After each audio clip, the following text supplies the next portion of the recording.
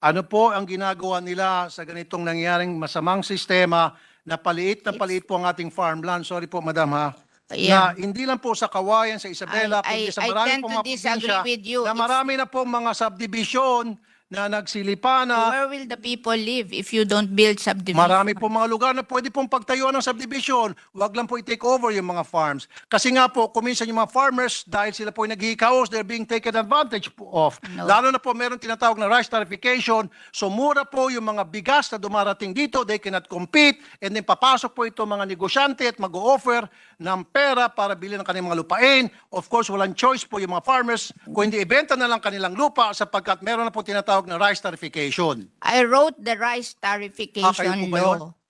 You know, we wrote that rice tarification law because in 2018,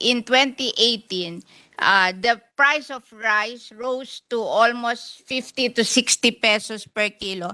And that is the only time President Duterte became unpopular because rice is a political crop.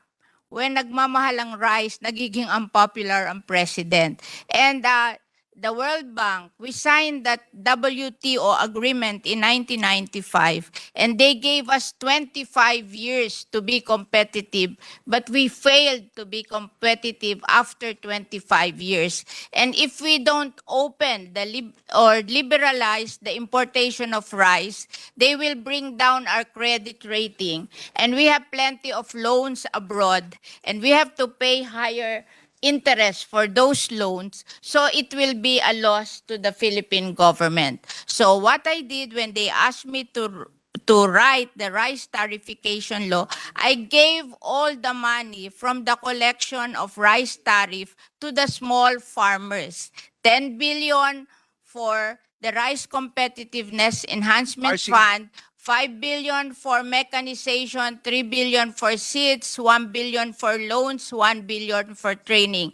And anything above 10 billion that was collected, it was given to the rice farmers owning 2 hectares and below, 5,000 each, 1.6 million farmers. So that is 8 billion. So a total of 18 billion, which is the collection of the rice tarification law na rice tariff. Alam ko po I yan. don't feel any guilt to the small farmers. All the money that came from the rice tarification law were given to the small farmers owning 2 hectares and below. So how do we identify those small farmers? Paano po They have a list. Do you have po a list? They So have paano a po ninyo list. pinipili ng DA? They have paano, a list. Ay, no po. Paano po pinipili kung sino po ang maging recipient nitong pera na galing po sa rice tarification?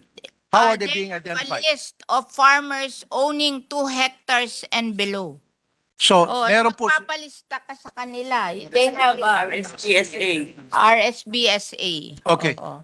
So I have no guilt to any rice farmers. I'm not All saying- the money that came from the rice tarification I'm not saying po were na kayo po'y given guilty. back to the rice farmers. I wrote that law I know, ako po because yan, I studied the difference between us and the rice farmers of Vietnam.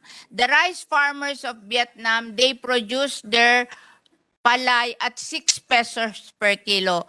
We in the Philippines, we produce our palay at 12 pesos per kilo. The 6 pesos difference, I look at it.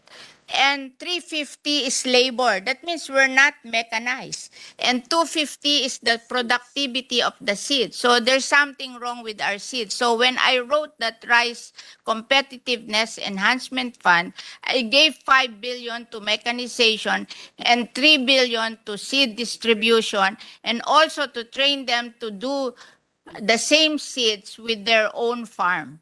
I am teaching them to learn how to do inbred seedlings.